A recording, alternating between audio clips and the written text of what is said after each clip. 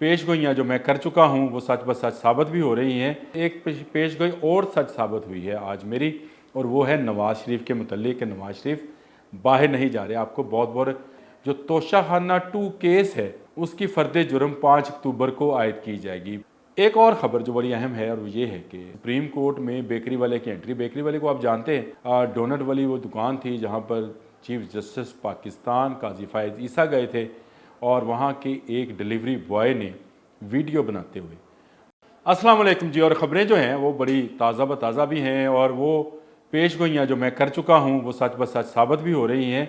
एक पेशगोई मैंने आपको की थी गंडापुर वाली, वो साबित हुई कि गंडापुर जो है वो वापस चले गए। वो कहीं इस्लामाबाद में भी नहीं आए, लाहौर में भी नहीं आए, पिंडी में भी नहीं गए। वो साबित हुई। एक पेशगोई और सच साबित हुई है आज मेरी, और वो है नवाज़ शरीफ के मुतल्लिक। नवाज़ शरीफ बाहर नहीं जा रहे। आपको बहुत बहुत जुगादरी टीवी के एंकर्स बैठकर तबसरे कर रहे थे कि नवाज़ शरीफ जा रहा है। मैंने कहा था नवाज़ शरीफ आइनी तरमीम देने के बाद जाएंगे, और आज नवाज़ शरीफ ने इसका इजहार कर दिया कि इस हफ्ते में आइनी तरमीम पेश हो जाएगी कौमी असम्बली में, जिसके बाद मैं बाहर जाऊँगा। ये पेशगोई भी सच साबित हुई। सालगिरह मुबारक आपको नहीं, सालगिरह मुबारक। इमरान खान को 5 अक्टूबर सालगिरह का दिन है। 1952 को ये पैदा हुए थे लाहौर में, और इनको सालगिरह मुबारक कहने के लिए जो तोशाखाना 2 केस है उसकी फ़र्द जुर्म 5 अक्टूबर को आयद की जाएगी। 5 अक्टूबर बरोज़ हफ्ता ये फ़र्द जुर्म जो है इमरान खान पर आयद कर दी जाएगी। इमरान खान पर भी और बुशरा बीबी पर भी। और ये मैंने आपसे कहा था कि बिग सरप्राइज़ जो है सालगिरह पर दिया जाएगा। ये सालगिरह का दिन मुंतखब करना जो है ये बड़ी मज़े की चीज़ है। यानी इस तरह के दिन जो होते हैं उनको अगर अदालतें चूज़ करने लग जाएं तो बहुत ही मज़े का हैसी कैफियत पैदा होती है। आपको याद होगा 3-4 साल पहले जब नवाज़ शरीफ और मुस्लिम लीग नून पर बुरा वक्त था तो अदालतें थी जुमे को फ़ैसले दिया करती थी। फ़ैसला महफूज किया जाता था और जुमे को सुनाया जाता था। मीम बन गई पटवारियों के लिए। पटवारियों से कहा जाने लगा कि पटवारियों जुमा मुबारक। हर बड़े फ़ैसला जो है वो जुमे के रोज़ आता था, और उसकी बुनियादी वजह वही है कि बड़ी अदालतों में छोटे जहनों वाले लोग बैठे थे जो मजिस्ट्रेटी लेवल पर मुजरम को तंग करने के लिए जुमे के रोज़ जो है कोई ना कोई सज़ा देते। अगली पेशी जो है 2 दिन के लिए फिर मुलतवी हो जाती है हफ्ते और इतवार को। तो इस तरह 2 दिन उसको मज़ीद हवालात में रहना पड़ता है। वही ज़नीयत वाले जब बड़ी कोर्टों में पहुँच गए तो उन्होंने भी जुमे का फ़ैसला किया, और जुमे को हर फैसला जो है वो जुमे को आना शुरू हो गया। लेकिन इस दफ़ा जुमा मुबारक नहीं, इस दफ़ा यूथियों को सालगिरह मुबारक। यही कहा जा सकता है जब आप जुमा मुबारक कहते हैं तो फिर सालगिरह मुबारक। एक और ख़बर जो बड़ी अहम है और वो ये है कि सुप्रीम कोर्ट में बेकरी वाले की एंट्री। बेकरी वाले को आप जानते हैं, डोनट वाली वो दुकान थी जहाँ पर चीफ जस्टिस पाकिस्तान काजी फ़ायज़ ईसा गए थे, और वहाँ के एक डिलीवरी बॉय ने वीडियो बनाते हुए एक गलत लफ्ज़ या गालीनुमा लफ्ज़ कह लें या उसको बददुआनुमा लफ्ज़ कह लें, वो इस्तेमाल किया, बहुत वायरल हुआ, और वो आज बेकरी वाला जो है वो कुछ लोगों का हीरो है।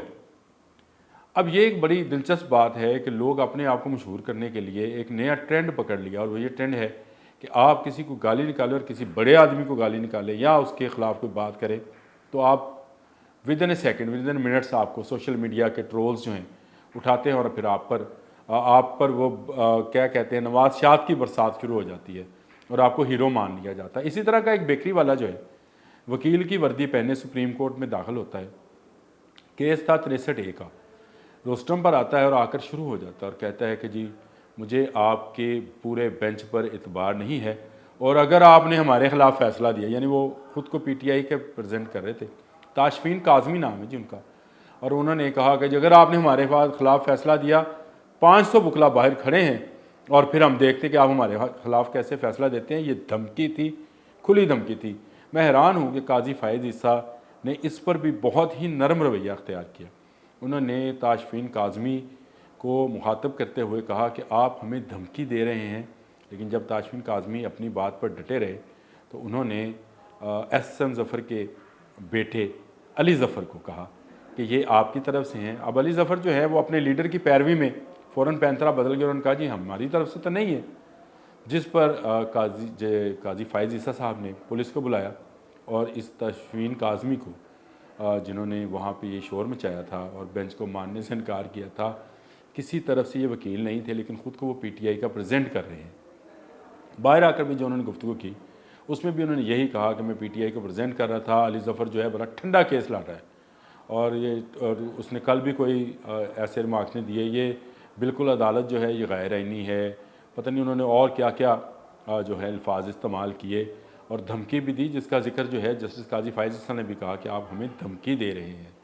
तो अगर काजी फ़ाइज़ ईसा साहब, डिलीवरी बॉय आपको गाली दे सकता है या बददुआ दे सकता है या इस तरह के लफ्ज़ इस्तेमाल करता है सोशल मीडिया पे इस्तेमाल होने के लिए, और आप कुछ नहीं करते, तो मैंने कहा था कि काजी साहब ये मामला मज़ीद आगे जाएगा।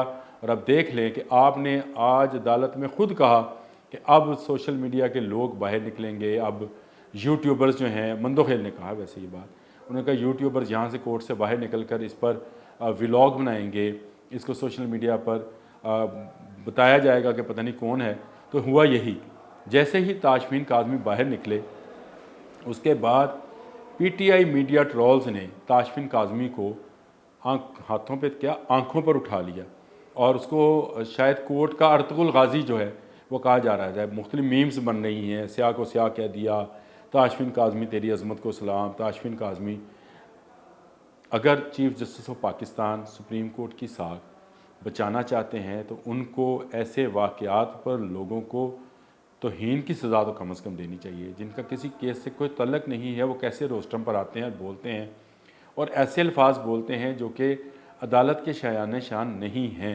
आपको पता है 63A दुखती रग है जिस पर हाथ रखा गया है, जिसकी वजाहत मांगी गई है, जिस पर ये 63A अगर आपको मैं याद दिलाता चलूँ तो ये साल था 2022 का, जब तरीक़े अदम एतमाद आ रही थी। एक तरफ पंजाब में हमज़ा शहबाज को एतमाद का वोट लेने का कहा गया था, दूसरी तरफ इमरान खान साहब पर तरीक़े अदम एतमाद आ रही थी। उस दौरान 20 मुनहरफ हो गए थे अरकान।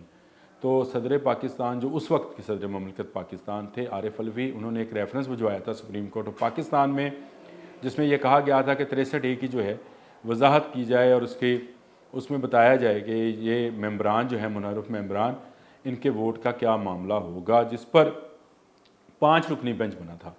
और जस्टिस उमर फ़रूक बंदयाल जो उस वक्त चीफ जस्टिस थे, उन्होंने justice Ijazul Hasan, justice Munib Akhtar, justice Jamal Mandokhail और मज़हर आलम पर मुश्तमिल 5 रुकनी बेंच बनाया। ये 3-2 से इन्होंने फ़ैसला दिया और उन्होंने कहा जी अगर ये वोट देंगे तो ये वोट जो है तस्लीम नहीं किया जाएगा। ये दुनिया में अपनी नवीयत का एक नया वाक़या था। जस्टिस मज़हर आलम और जस्टिस मंदोखेल ने इस पर इख्तलाफी नोट लिखा और बड़ा, जिसको कहते हैं स्ट्रॉन्ग इख्तलाफी नोट था। उन्होंने कहा था कि ये हमारे इख्तियार से तजावज़ की बात है, हम आइन को रीराइट कर रहे हैं। दुनिया में कहीं नहीं होता कि जुर्म से पहले किसी को सज़ा दे दी, यानी अभी उसने वोट कास्ट नहीं किया, वोट कास्ट किसके ख़िलाफ़ किया, किसके हक़ में किया, इस पर आप पहले कैसे कह सकते हैं कि वो ये मुनहरफ हैं और ये इन्होंने अपने लीडर की बात नहीं मानी है। इस तरह तो मज़ीद डिक्टेटरशिप शुरू हो जाएगी। जिसने अभी जुर्म किया नहीं है उसको सज़ा कैसी? तो आप आइन को रीराइट ना करें। ये वो केस था जिस पर हमज़ा शहबाज जो हैं वो उसकी अपनी हुकूमत को बचा नहीं पाए थे। 25 अरकान यहाँ पे थे। हाँ, ऊपर इमरान खान भी अपनी हुकूमत को नहीं बचा पाए थे। उसकी वजह ये थी कि वो 20 अरकान जो कि सिंध हाउस में मुकीम थे उस वक्त, उनको भी जो है वो वोट कास्ट नहीं किया इलेक्शन कमीशन ने, और जो स्पीकर थे उन्होंने रोक दिया। लेकिन इसके बावजूद तरीके अदम एतमाद कामयाब, यानी मुनहरफ अरकान जो 20 थे उनके बग़ैर भी अपोजिशन ने जो है इकट्ठे होकर तरीके अदम एतमाद कर दी थी। तो ये 63A की वजाहत का जो फ़ैसला है, जिस पर आज अली ज़फ़र ने कहा है कि वो बेंच के हवाले से अपने मुवक्किल यानी बानी तरीके इंसाफ इमरान खान से मुशावरत करना चाहते हैं, जिस पर उन्हें कल 10 बजे जो है मुलाकात का कहा गया। सुप्रीम कोर्ट ने बाकायदा आर्डर जारी किया है कि वो जाएँ और मुलाकात करें अपने मुवक्किल से, वहाँ से मौक़िफ़ लेकर आएँ। तो कल ये मामला चलेगा। उम्मीद तो यही है कि इस केस का फ़ैसला भी 5 अक्टूबर यानी सालगिरह वाले दिन तक शायद आ जाए। तो सालगिरह मुबारक, जुमा मुबारक के दिन गए, अब सालगिरह मुबारक के दिन आ गए हैं। अल्लाह हाफ़िज़।